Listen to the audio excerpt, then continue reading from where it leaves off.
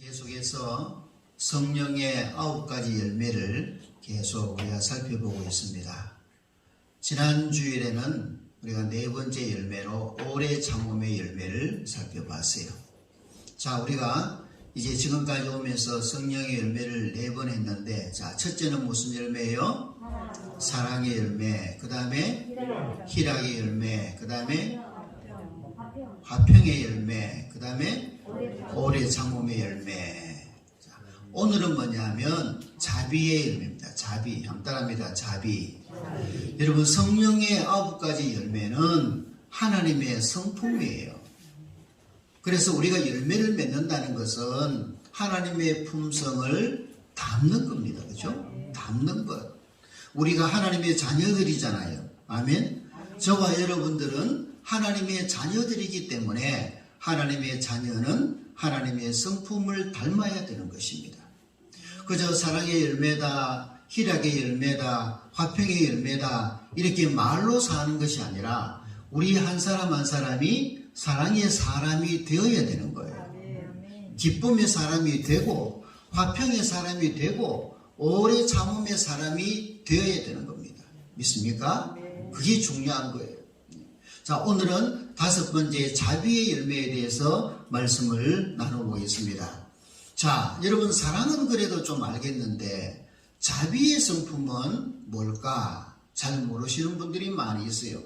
그래서 자비는 한마디로 말하면 불쌍히 여긴다, 그런 말입니다. 한번 따라할까요? 불쌍히 여긴다. 한 번 더, 불쌍히 여긴다. 여러분, 헬라 말로 불쌍히 여긴다는 말은 스플랑크니조마이라는 말입니다. 스플랑크니조마이. 이 말은 뭐냐면 창자와 내장을 뜻하는 스프링크논이라는 말에서 유래했습니다.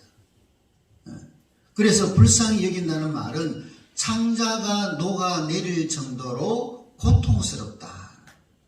그죠? 참 안 됐네, 그냥. 참 안 됐구나, 이런 정도가 아니라 내 창자가 녹아내릴 만큼 안타까워하는 마음을 불쌍히 여긴다라고 이야기합니다. 여러분, 우리말에 애간장을 녹인다는 말이 있습니다. 애간장. 애라는 말은 뭐냐면 창자의 순수한 우리말입니다. 애라는 것은. 그러면 간장은 뭡니까? 간과 창자죠. 그러니까 이 말은 뭐냐면 애간장을 탄다, 애간장을 녹인다, 이 말은 창자와 내장이 다 타들어가는 것처럼 안타까워하는 마음이라고 우리말에 있습니다. 그래서 불쌍히 여긴다는 말과 그 다음에 애간장을 녹인다는 말이 같은 의미로 쓰여질 수가 있는 것입니다. 여러분, 성경 말씀에 보면 예수님께서 불쌍히 여기실 때에 예외 없이 기적이 일어나는 것을 볼 수가 있습니다. 신약 성경 읽어보면 마태복음 14장 14절에도 보면 예수께서 나오사 큰 무리를 보시고 불쌍히 여기사 병자를 고쳐주시니라, 그렇게 말씀합니다.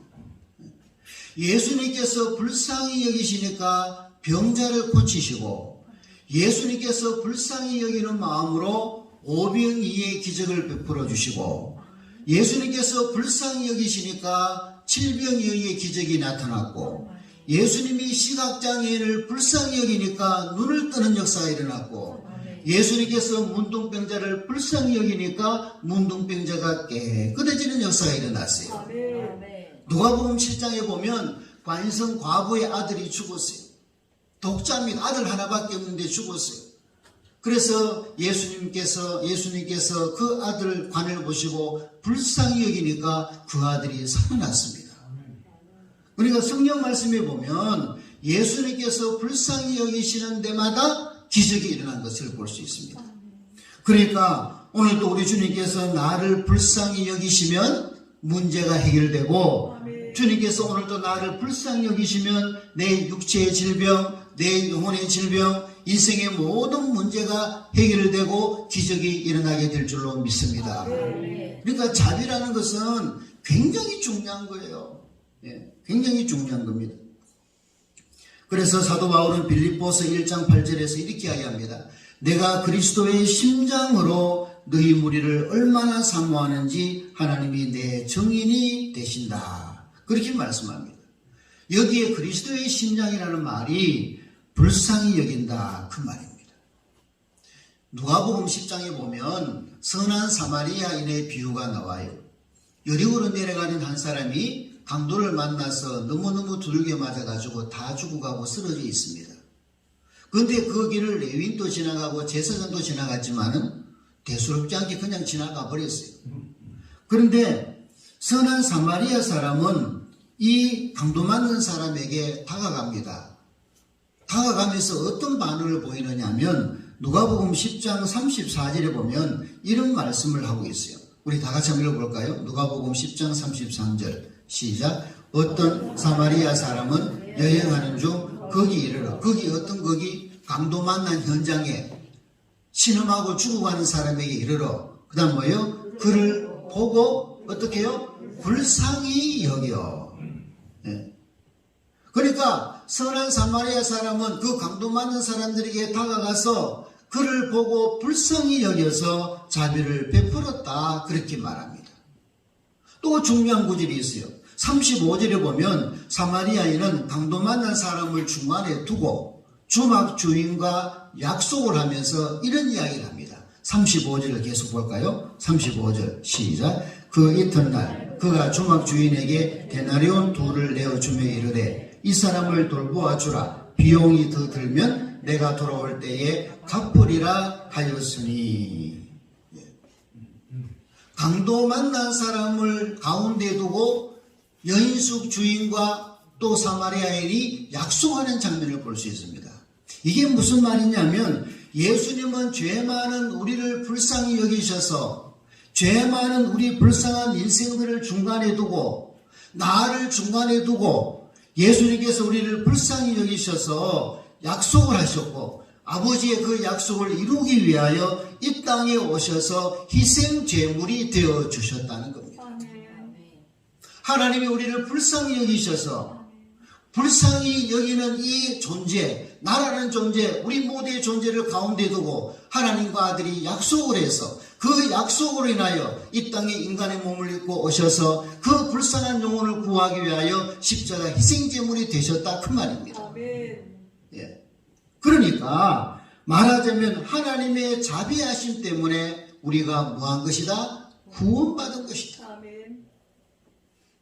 그러니까 하나님의 자비가 출발이 되는 거예요. 하나님의 자비가. 여러분, 하나님의 자비하심 때문에 우리가 살아갑니다. 우리는 날마다 죄와 더불어 먹고 마시는 존재입니다. 오늘 이 세상 속에는 죄를 지을 수밖에 없는 세상입니다.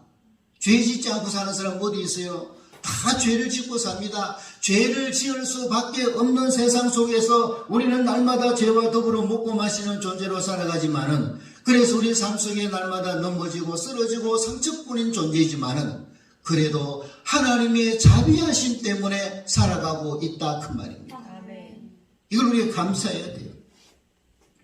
하나님의 자비하심 때문에 오늘 또 우리가 이 자리에 와서 하나님 앞에 예배하고 있는 줄로 믿습니다. 예. 그래서 우리 기독교 역사상 가장 오래된 기도문 중에 이런 기도문이 있어요. 하나님의 자비를 구하는 기도입니다. 주여 나에게 자비를 베풀어 주소서.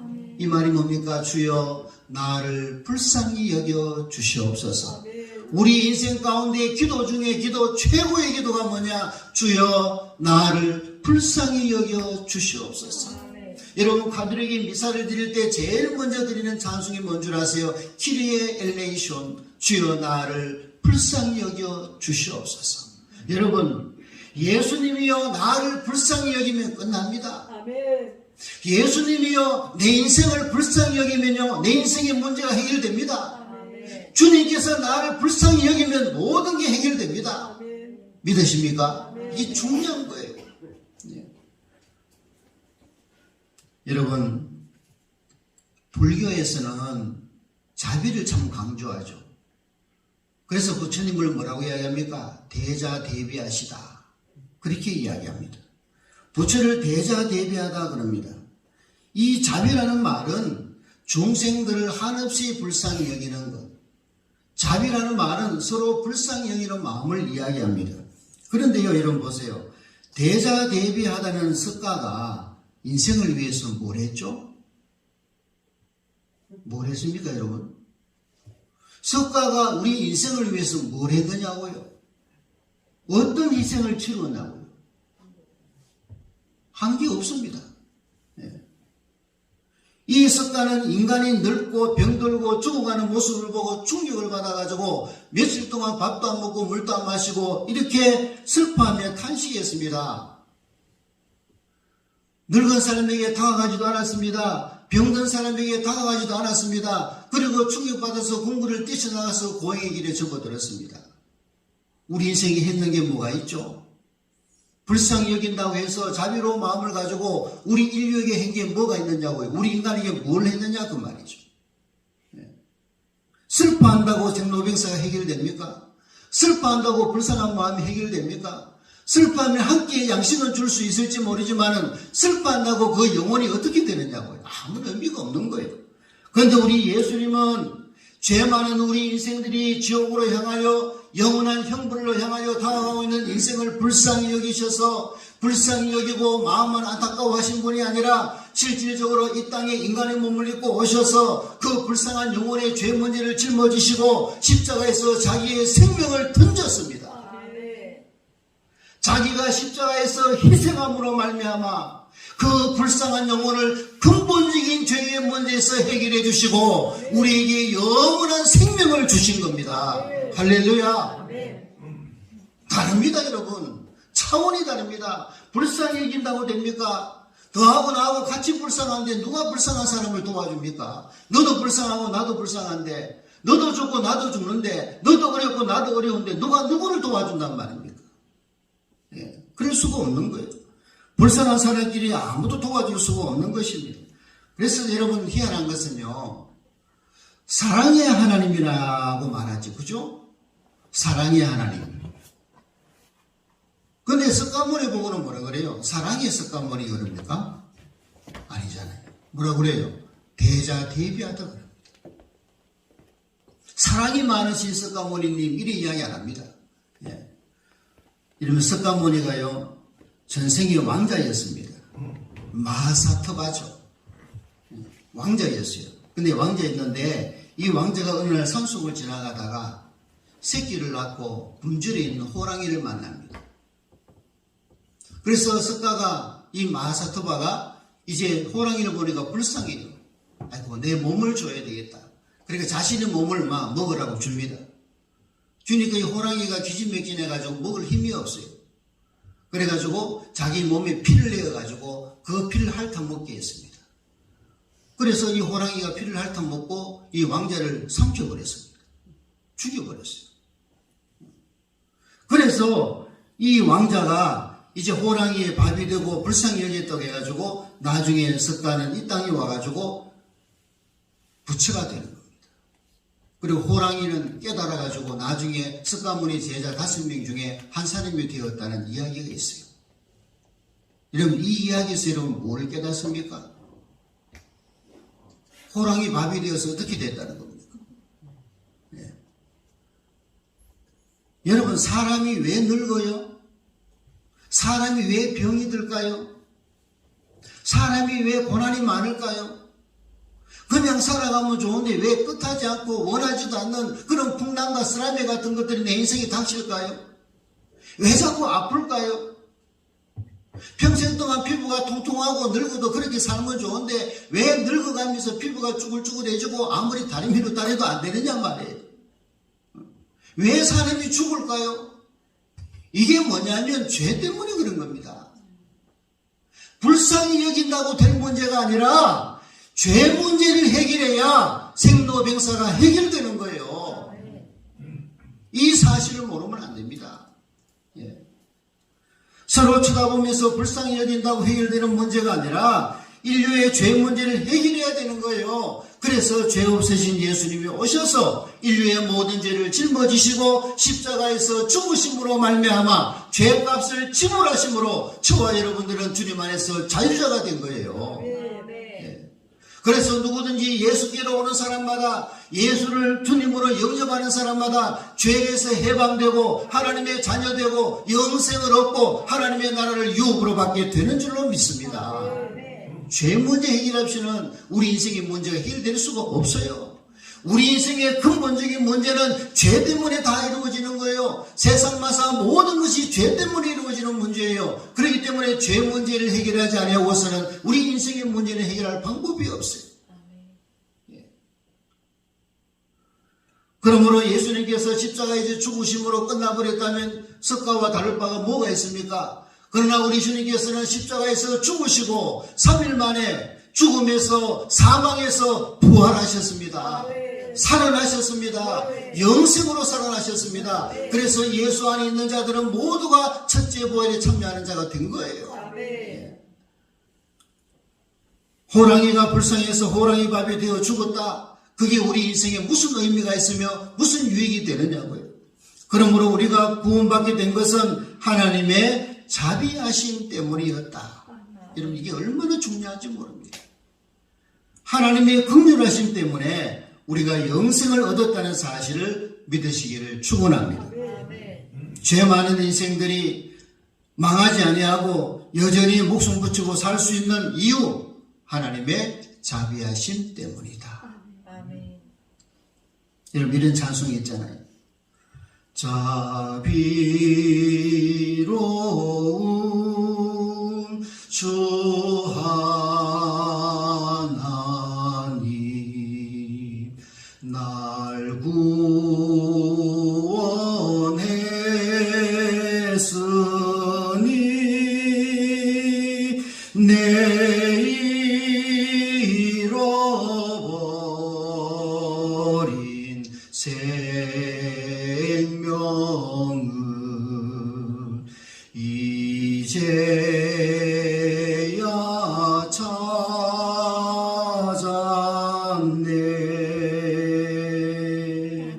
아멘. 그래서 이스라엘은요, 이렇게 찬양합니다. 여호와께 감사하세, 그의 자비하심이 영원하시도다.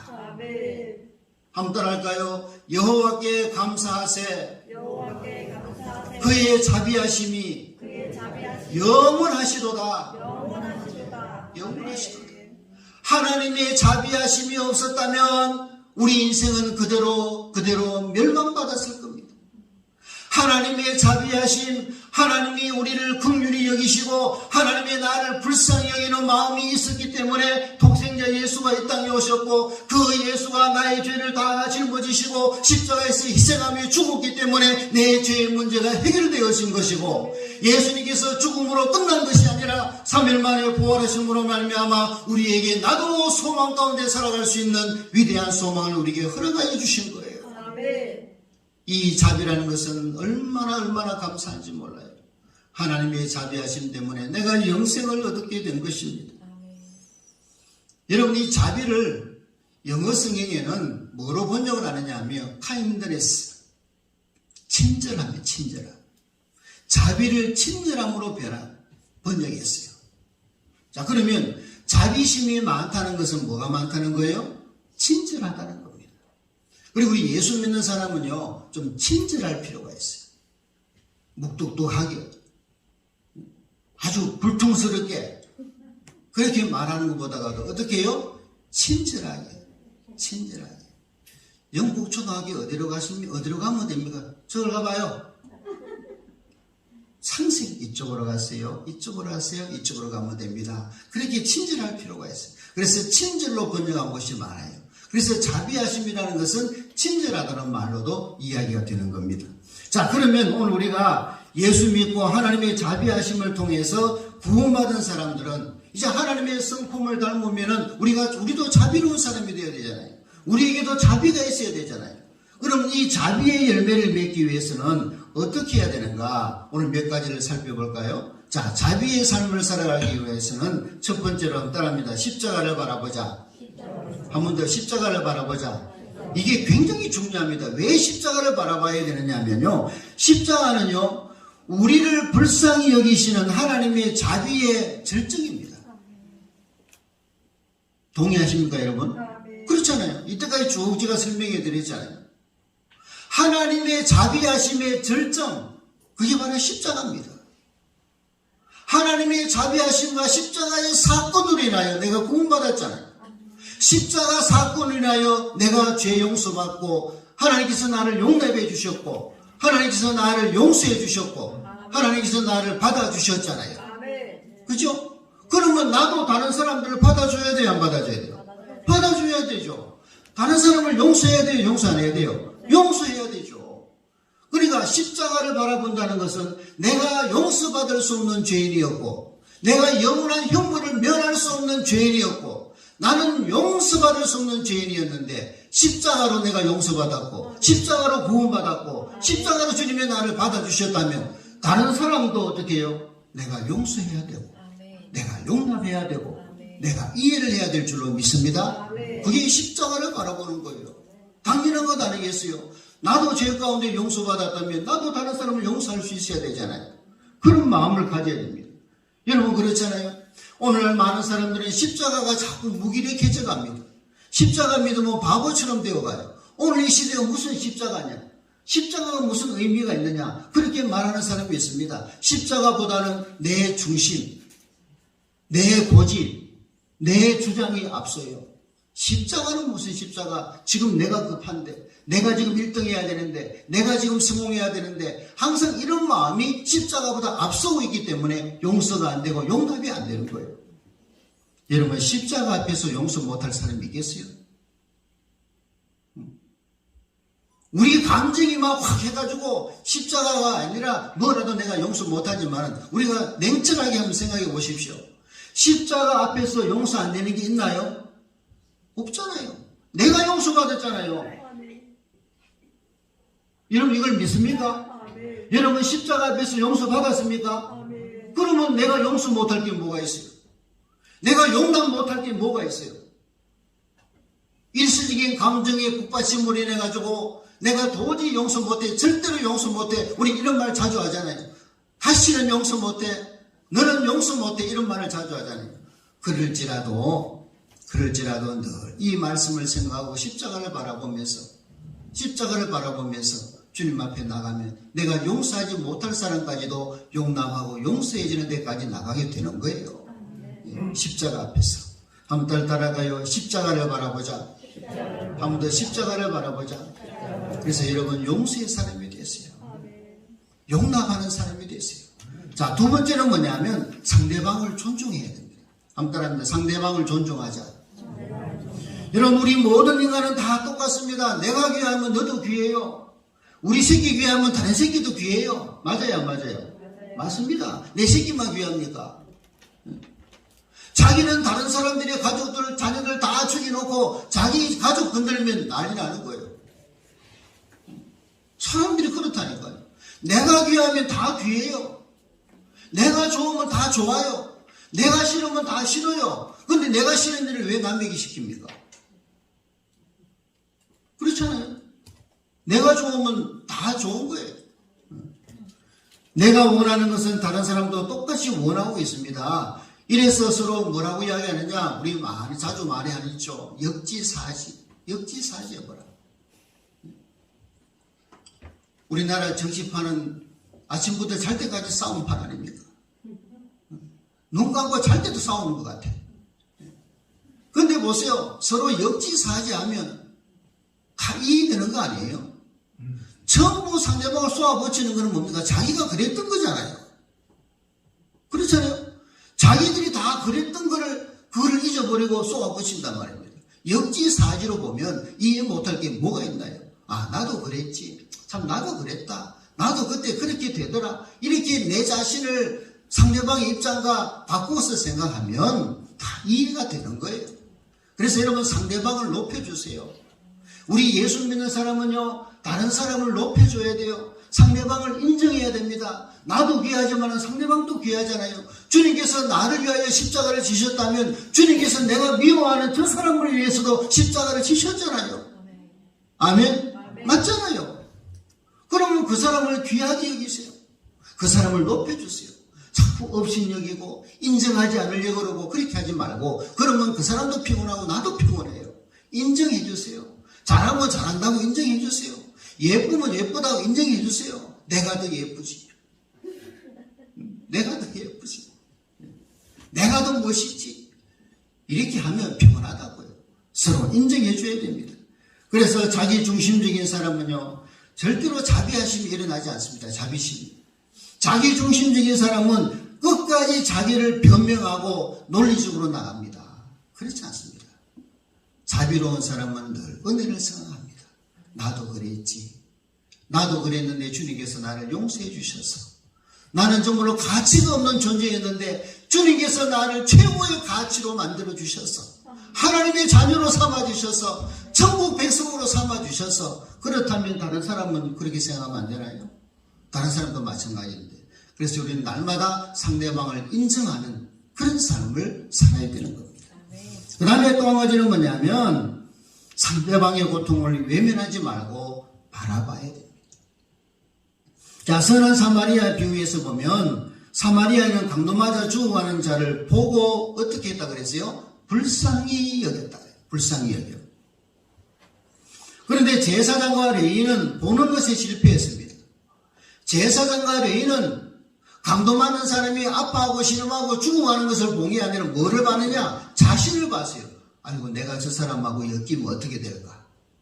저 사람을 도와주면 나한테 돌아오는 유익이 뭘까? 자기를 보는 거예요. 자기를 보는 거예요. 만일에 저 사람하고 엮여져가지고 내가 잘못되면 어떻게 할까?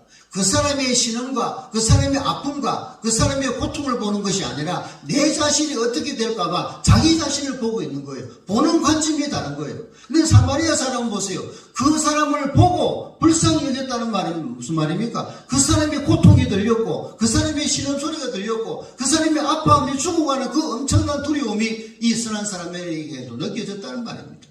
그래서 가서 그 사람을 불쌍히 여기고 그 사람을 도우고 여인숙에 맡기면서 주인과 약속을 하면서까지 그 사람을 끝까지 돌보는 그런 사람이었다는 것입니다. 그게 바로 뭐냐? 자비로운 마음입니다. 자비로운 마음. 우리 예수 믿는 사람들은요, 오늘 이 시대에 너무 계산적인 사람이 많아요. 무슨 일을 하면 머리가 돌아가요. 하면서도 돌아가요. 하면서도. 이걸 우리가 뭐라고 이야기하느냐 하면 잔머리 굴립니다. 여러분, 어떤 일을 할 때에 그저 순종하고 계산적이지 말아야 됩니다. 여러분들이 친구라든지 여러분들이 모임이라든지 여러분이 만나고 있는 사람들이 너무 계산적인 사람이 있을 거예요. 그런 사람이 좋아요, 싫어요? 싫어요. 그런 사람 안 좋아합니다. 여러분, 사람들은 정치적인 동물이에요. 저는 그 말에 동의합니다. 사람은 셋만 모이면 정치적인 사람이 돼요. 정치적인 사람이 됩니다. 정치라는 게 나쁜 건 아니에요. 정치적인 계산을 한다든지 정치적인 사람이 되면 곤란해져요. 사람은 정치가 필요한 거예요. 왜? 정치적인 동물이기 때문에 그렇습니다. 무엇을 해도 순수한 마음으로 밥 한 그릇을 먹어도 정말로 저 사람이 좋아서 함께 먹고 싶어서 그렇게 먹는 게 그게 뭐예요? 순수한 마음이에요. 그게 자비입니다. 여러분, 국회의원들이나 시장님이나 밥 한 끼 먹어보세요. 나하고 뭐하러 밥 먹겠어요? 뭐하러 밥 먹겠어요? 다 이유가 있는 거예요. 그런 사람들에게는 자비가 일어나지 않습니다. 우리가 주님 앞에 뭘 하나 하는 것도, 교회 와서 휴지 하나 줍는 것도 주님을 사랑하는 마음으로, 할렐루야. 주님을 사랑하는 마음으로 휴지를 줍고, 주님을 사랑하는 마음으로 청소를 하고, 문을 열어도 주님을 사랑하는 마음으로 문을 열게 되면 우리 마음속에 자비하심의 성품이 충만하게 되는 거예요. 무슨 복선을 깔고 다른 생각을 가지고 그런 걸로 하면 안 됩니다. 우리는 날마다 주님을 사랑하는 이 사명감을 가지고 일을 해야 된다는 사실을 알아야 됩니다. 강도 만난 사람이 심하게 두들겨 맞아서 지금 신음하며 죽어가고 있는데 그럼 어떻게 됩니까? 지금 바로 가서 살려야죠. 그게 무슨 계산이 필요합니까? 지금 당장 죽어가고 있는데 그럼 이 사람을 살려야죠. 이게 제일 우선순위가 되어야 되는데 자기 생각에 계산을 하고 있다 보니까 이 사람은 죽을 수밖에 없는 거예요. 사람을 죽이게 되는 것입니다. 여러분, 자비하고 자비롭게 사는 사람은요, 힘들게 사는 사람이 보여야 됩니다. 병들어 아파하는 사람의 모습을 봐야 합니다. 믿음이 약한 사람의 모습이 보여야 하고, 아직까지도 예수를 모르고 영생을 모르고 지옥으로 향하여 달려가고 있는 그 불쌍한 영혼이 보여야 되는 거예요. 보여야 되는 겁니다. 이것이 자비로운 마음입니다. 이 자비로운 마음이 우리 속에 솟아오를 때 그들을 찾아가게 되고 그들을 도와주게 되고 그들을 우리 안의 자비심으로 살릴 수 있는 역사가 일어나는 겁니다. 사랑하는 여러분, 우리는 하나님의 자비하심으로 영생을 얻은 자들입니다. 주님께서 뭐라고 말씀하셨습니까? 내가 자비로운 같이 너희도 자비로운 삶을 살아라. 예. 그럼 우리는 날마다 주님의 자비로운 사람들이 되기를 축원합니다. 자비는 성령께서 주시는 열매이고 하나님의 성품입니다. 이 자비의 열매로 사람을 도우고 사람을 살리고 항상 상대방을 존중하고 상대방 입장에 서서 이야기하고 항상 십자가를 바라보므로 우리 마음속에 자비하심의 역사가 풍성하게 열매 맺기를 주님의 이름으로 축원합니다.